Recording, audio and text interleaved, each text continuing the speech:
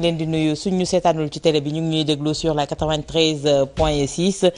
ñu sóobu Issa ci li nga xamante ne moo di les divers avant ñuy ñëw ci 2 points yi ñu nar a waxtaanee ak suñu invité. divers yooyu sax awa dañ koy door ak suñu mbokk yi nekkee ca bitim réew nee nañu lu tolloog 1700 milliards de francs CFA dugal nañ ko ci réew mi ci atum 2022 mu di nag ñoom en tout cas daanaka mën nañ ne bokk nañ ci ñi nga xam ne ñooy diisal gafaay réewum Sénégal di ay transfert ak yeneen yoo xam ne en tout cas dañ koy def ba ci sax ci li nga xam ne moom lañ jot a déposé ci ay banque bu ñu sukkandikoo ci waa BCEAO ñu wax ci actualité beneen itam ci lu génn bitim réew mu di ca RDC ndax tey la ñuy amal seen élection présidentielle ki di Félix Tshisekedi di njiital réew ma sànq ni la doon menacé waa Kigali jàpp que ni bu fekkente ne ingérence am na moom il n'hésiterait pas à marcher sur Kigali noonu la ko waxee ne nañ wax ak ki di Paul Kagame ndax lu ci bëree bëri ñoom ñooy xamb aw ay ci am réewam lu tolloo 44 millions d'électeurs ñooy voté ji ci 19 candidats yoo xam ne ca la ñuy tànn entre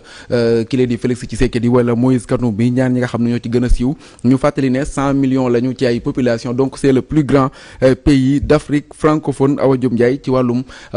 population ñu wax nag ci biir réew mi mbiri Ousmane Sonko ak Mame Mbaye Niang ca cour suprême mbir ma nag ñu ngi ko war a àtte le 4 ci weer wi ñu dëgmal mu di le 4 janvier ni ki sànq nii la xibaar bi rot donc ñoom nag dañoo demoon daa di la kalaame jiwaat en tout cas ginnaaw bu ñu génnee ab décision ci àtte bi nga xam ne moom lañ doon àtte ki la di Ousmane Sonko ak Mame Mbaye Niang première instance après ñu demaat ci appel bi ñu gën a sax corsé far daan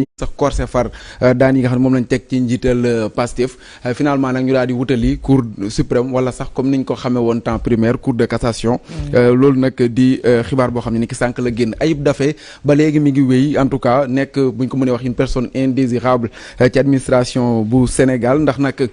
dem na ni ki tey jii ginnaaw bu demee démb ca DAF ak ca DGE tey jii daal dinay dem ca CDC waaye Issa Sall ay buntam dañ koo daal di tëj ne nag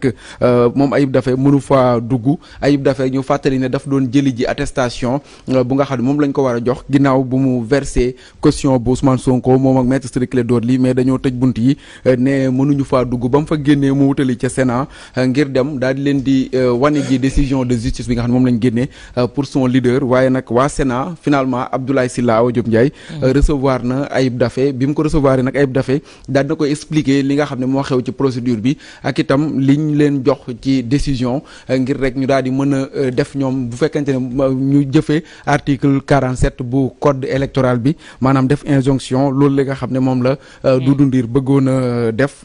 par nag ñu daal di koy mujjee jëlee ci bopp Sénat ba mu fa jógee mu daal di wutali ca makkaanuk Sidiki Kaba ministère de l'intérieur mais foofu itam dañ ko tëjal ay buntam ne ko ñoom du ñu recevoir ni ki tey loolu li nag moo waral du ñu recevoir daal lañ ko wax finalement te bu ñu sukkandikoo ci avocat bi nga xam ne moom la àndaloon mu di maître Ciré Clédor Ly nee na ministre bi xamoon na que ni tey dañ fay ñëw donc kon mu di jaabante boo xam ne ba léegi c'est une suite et pas fin de ce feuilleton politico-judiciaire buñ ko mënee tuddee noonu waaye Yewwi Askan Wi ñoom itam ñu ngi koy ñaawlu jàpp que ni en tout cas lii daal faaw nit ñi wax ci rawatina itam la communauté internationale ndax jàpp nañ que ni mbir yi mi ngi bëgg a ëpp doole avocat yi nga xam ne ñooy défendre Ousmane Sonko aussi jóg ñoom itam def ab communiqué de presse di ko ñaawlu jàpp que ni liñ ci jublu yi yëpp mooy fexe ba Ousmane Sonko du nekk candidat ci élection yi ñu dëgmal ñuy woon ak waa Sénat itam ngir mu daal di mën jëfee article 47 bi nga xam ne moo ko may yoon ngir mu daal di dugal loxoom ci mbir mi loolu di lu ñu nemmeeku ca France ministère de la santé ministre ba ko jiite woon daal dinay démissionné ginnaaw bu ñu fa voté ab loi boo xam ne ci wàllum immigration la moom ne woon na loi bi bu jàllee mu démissionné Awa Diop Ndiaye ñu nemmee ko ca États-Unis itam am na benn dëkk sànq sax maa ngi ko doon jéem a xolaat ñoo xam ne daal dinañuy invalider la candidature de Donald Trump ci élection présidentielle yi ñu dëgmal moom mu bëgg na ñëwaat ci bopp États-Unis waaye nag nee na ba léegi taxul mu bàyyi ndax sànq rek maa ngi koy dégg muy def discours en tout cas ba léegi mel na ni il est déterminé ci li nga xam ne moom la jom mu di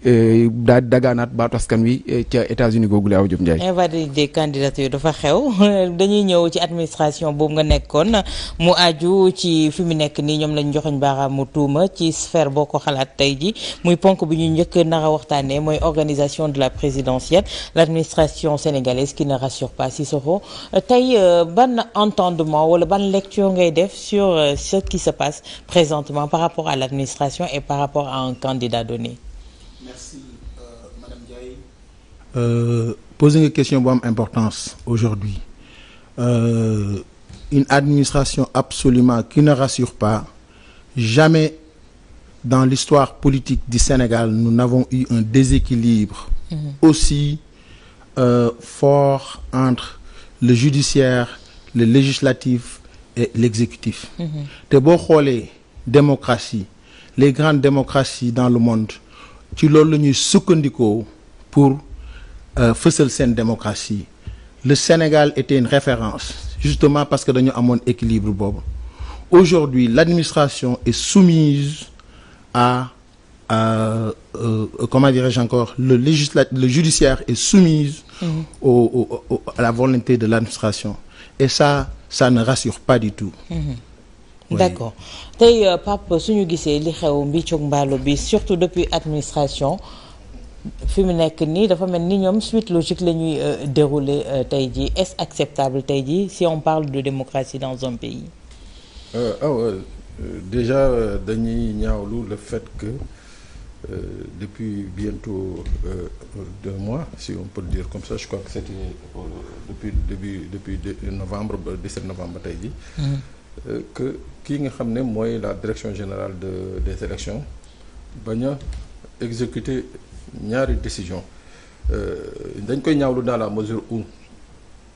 ñoom direction générale des élections ñoo def un communiqué daal di ne ñoom c'est sur la base d'une décision transmise par le ministère de la Justice, ministère de l'Intérieur,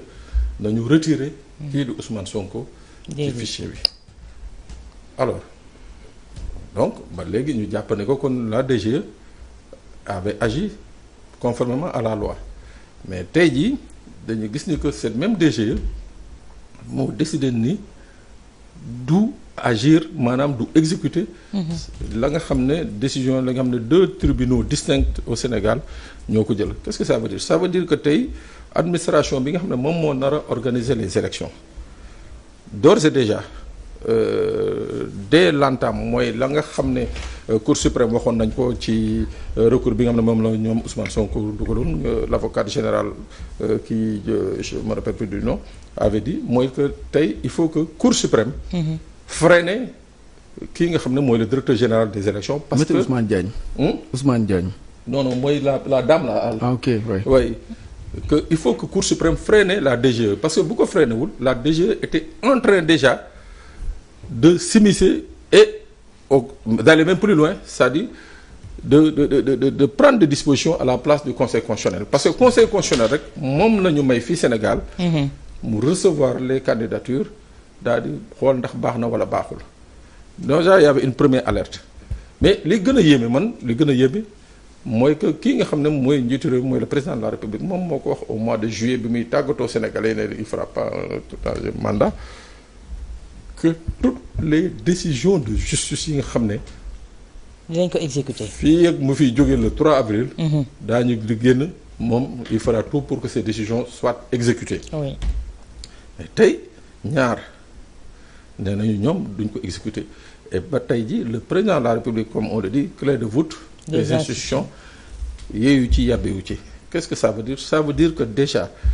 l'une des principales directions bi nga xam ne